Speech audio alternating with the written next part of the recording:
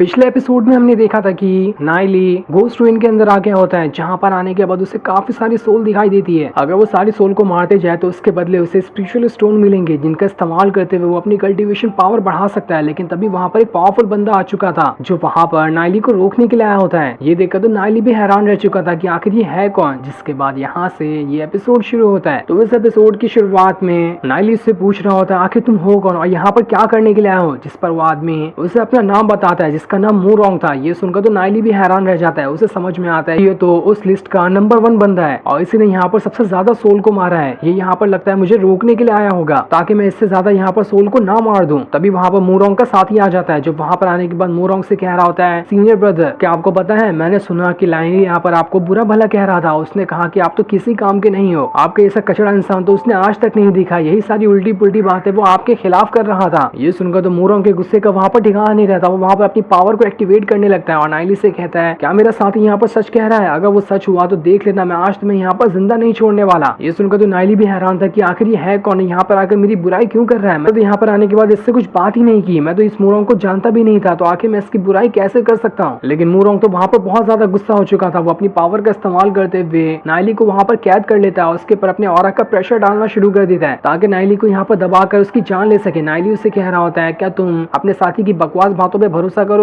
मैं तो तुम्हें जानता भी नहीं, तो आखिर मैं तुमसे यहाँ पर क्यों झगड़ा करने आऊंगा? मैंने तुम्हारे बारे में क्या ही कह दिया। लेकिन मूरोंग तो वहाँ पर सुनने के लिए तैयार ही नहीं था। वो नाइली को वैसे ही छोड़कर वहाँ से आगे बढ़ने लगता है। ये देखकर तो मूरोंग का साथी भी काफी ज्यादा खुश हो रहा था कि ये तो बहुत अच्छी बात है, नाइली तो यहाँ पर बुरा फंस गया। अब देखता हूँ कि यहाँ पर ये कैसे बच पाता है। लेकिन नाइली ने अब ठान लिया था कि ये लोग यहाँ पर मुझे ऐसे तो नहीं छोड़ने वाले। जब इन लोगों ने झगड़ा स्टार्ट कर ही दिया तो मुझे भी अपनी उंगली टेढ़ी करनी पड़ेगी, उसके बाद ही लगता है ये लोग यहाँ पर मानेंगे। ये सुनकर तो मूरोंग उससे कह रहा होता है, लगता है तुम यहाँ पर काफी ज्यादा जोश चढ़ रहा है, तुम्हें अपने सीनियर से किस तरह से बात की जाती है इसका तरीका भी नहीं है, लगता है मुझे तुम्हें यहाँ पर तरीका भी सिखाना पड़ेगा। जिसके बाद उसने वहां पर अपने बहुत ही पावरफुल स्लैश अटैक को नाइली की तरफ ही कर दिया होता है। लेकिन नाइली ने भी अपनी पावर का इस्तेमाल करते हुए उसके सारे के सारे स्लैश अटैक को वहां पर रोकने की कोशिश की थी, जिस वजह से वो आसानी के साथ उसके सभी स्लैश अटैक को वहां पर रोक लेता है। तब नाइली का ये अटैक देखकर मूरोंग तो वहां पर हैरान रह चुका था। वो खुद में कह रहा होता है, इसके पास तो सच में काफी ज्यादा पावर है, अगर आज मैंने इसे यहाँ पर जिंदा छोड़ दिया तो इस सच में मुझसे ज्यादा सोल को यहाँ पर मार देगा, जिसके बदले उसे काफी सारे स्पिरिचुअल स्टोन मिल सकते हैं। इसलिए मुझे तो आज यहाँ पर इसे जिंदा नहीं छोड़ना है। एक बार वो मर जाए उसके बाद कोई भी नहीं होगा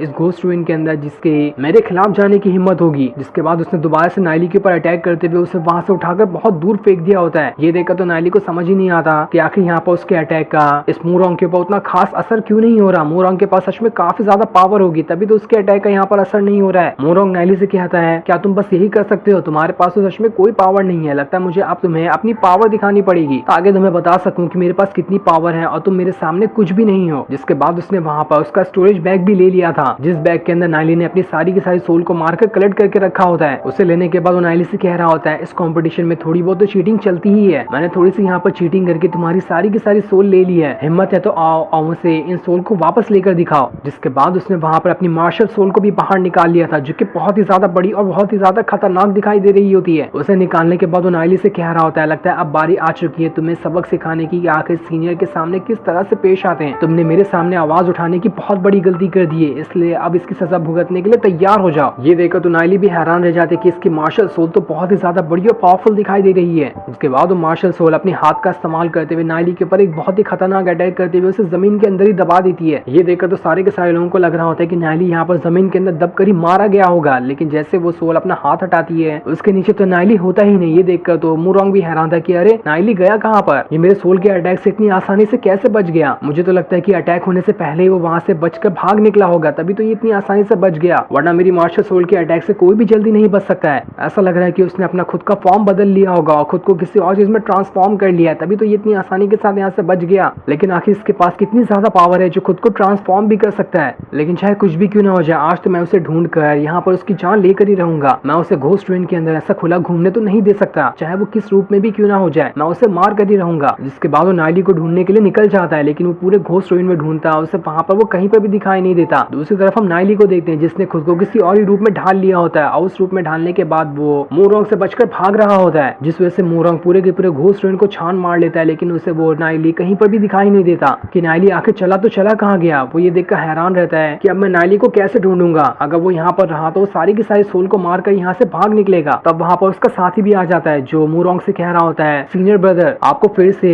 इस घोस्ट रूइन की एक बार तलाशी लेनी चाहिए। मुझे तो नहीं लगता कि नाइली यहाँ से ज्यादा दूर बचकर भागा होगा। अगर आप उसके पीछे जाएं तो आखिर उसे आसानी के साथ पकड़ ही लेंगे। जिस पर मूरोंग कह रहा होता है, मैं नाइली को पसंद तो नहीं करता हूँ, लेकिन मैं ये भी नहीं पसंद करता कि कोई मुझ पर यहाँ पर हुक्म चलाए। तुम मुझे एक गन की तरह इस्तेमाल कर रहे हो। जिसके भी सामने तुमसे फाइट करनी होती है, उससे झगड़ा उतारना होता है, तो तुम मुझे उसके सामने खड़ा कर देते हो और अपनी बातों से ट्रिगर दबा देते हो, जिससे मुझे गुस्सा आता है और मैं उस इंसान से लड़ने लगता हूँ। ये चीज मुझे बिल्कुल भी पसंद नहीं कि तुम मेरा इस्तेमाल करो। जिसके बाद उसने वहां पर अपने साथी के ऊपर ही अटैक करना स्टार्ट कर दिया था, जिस वजह से उसके साथी की वहां पर हालत खराब होने लगती है। वो वहां पर मूरोंग से माफी मांग रहा होता है कि सीनियर ब्रदर मुझे माफ कर दो, मेरे मुंह से तो गलती से निकल गया। लेकिन मूरोंग यहाँ पर कुछ भी सुनने के लिए तैयार नहीं होता। वो तो वहां पर उसे मारे जा रहा होता है। साथ ही वो उसके पास से भी जितना भी उसका स्टोरेज वाला बैग होता है उसे भी अपने पास रख लेता है, जिस वजह से तो मूरोंग के पास काफी सारी सोल बिना फोकट के ही आ चुकी थी, दूसरे का छीन छीन के। जिसके बाद उसने फिर से दोबारा से अपने साथी के ऊपर अटैक कर दिया था। ऐसा लग रहा था कि उसका साथी यहाँ पर मारा जा चुका है। और इतना करने के बाद मूरोंग काफी ज्यादा खुश हो रहा होता है कि मेरे सामने अब कोई भी नहीं टिक सकता, देखता हूँ मेरे सामने कौन खड़ा हो सकता है। मैं जब भी नाइली को देखूंगा उसे वहां पर उसकी जान ले लूंगा। नाइली, तुम मुझसे बचकर कहीं पर भी नहीं जा सकते। तो वहीं हम नाइली को देखते हैं, जो ये देखकर हैरान रहता है कि इस मूरोंग के पास तो सच में बहुत ज्यादा पावर है। मुझे नहीं लगता कि यहाँ पर मैं अभी इसका मुकाबला कर पाऊंगा, इसलिए बेहतर यही होगा कि मुझे यहाँ से चले जाना चाहिए। अगर बाद में मैं अपनी पावर को बढ़ा लूं तो उसके बाद में आकर मूरोंग से फाइट कर सकता हूँ, लेकिन अभी भलाई इसी में होगी कि मैं यहाँ से चले जाऊँ। मुझे अभी नहीं लगता कि मैं यहाँ पर इससे फाइट कर पाऊंगा। जिसके बाद वो वहां से जाने लगता है। जिसके बाद मूरोंग खुद में कह रहा होता है, तुम जहाँ चाहो वहां चले जाओ, तुम वहां पर अपना सोल से तो स्पिरिचुअल स्टोन एक्सचेंज करवाने तो आओगे ही ना, तब मैं तुम्हें आकर पकड़ लूंगा। देखता हूँ तुम मुझसे कब तक बचकर भाग पाते हो। कभी ना कभी तो तुम मेरे हाथों लग ही जाओगे और उस दिन तुम्हारा ऐसा हाल करूंगा कि तुम इसके बारे में अंदाजा भी नहीं लगा सकते। दूसरी तरफ नाइली घोस्ट रूइन से ही बाहर निकल रहा होता है ताकि वो यहाँ से बाहर जा सके, क्योंकि अगर वो यहाँ रहकर दोबारा से सोल को कलेक्ट करेगा तो उस मूरोंग को उसके बारे में पता चल जाएगा। इसलिए वो डिसाइड करता है कि जब तो वो पावरफुल ना बन जाए वो दोबारा यहाँ पर नहीं आएगा और अभी के लिए यहाँ से बाहर निकल जाना ही बेहतर है। जिसके बाद वो घोस्ट रूइन वाले पोर्टल से बाहर निकल कर आ जाता है और यहाँ आने के बाद वो खुद को अपने रियल फॉर्म में ले आता है। और रियल फॉर्म में आने के बाद वो खुद में कह रहा होता है, मुझे नहीं लगता कि यहाँ पर स्पिरिचुअल स्टोन को कलेक्ट करना इतना ज्यादा आसान होगा। यहाँ पर तो बहुत सारे लोग पड़े हैं जो स्पिरिचुअल स्टोन के पीछे हैं, लेकिन मुझे नहीं लगता कि स्पिरिचुअल स्टोन ही एक जरिया होगा अपनी पावर को बढ़ाने का। मुझे कोई और रास्ता भी ढूंढना पड़ेगा जिसकी मदद से अपनी कल्टीवेशन पावर को बढ़ाया जा सकता है। मैंने एक डीमन पॉट के बारे में सुना है, अगर उसका इस्तेमाल किया जाए तो उससे कल्टीवेशन पावर बढ़ सकती है। इसलिए अब मेरा नेक्स्ट टारगेट यही होगा कि मैं उस डीमन पॉट की मिस्ट्री को सुलझा सकूं। उसके बाद मैं उसका इस्तेमाल करते हुए अपनी कल्टीवेशन पावर बढ़ाने की कोशिश करूंगा। उसके बाद देखता हूँ कि मेरे सामने कौन ही खड़ा होकर टिक सकता है। और इतना कहने के बाद वो वहां से चला जाता है। जो सीन दिखाते ही ये एपिसोड यहीं पर एंड हो जाता है। थैंक्स।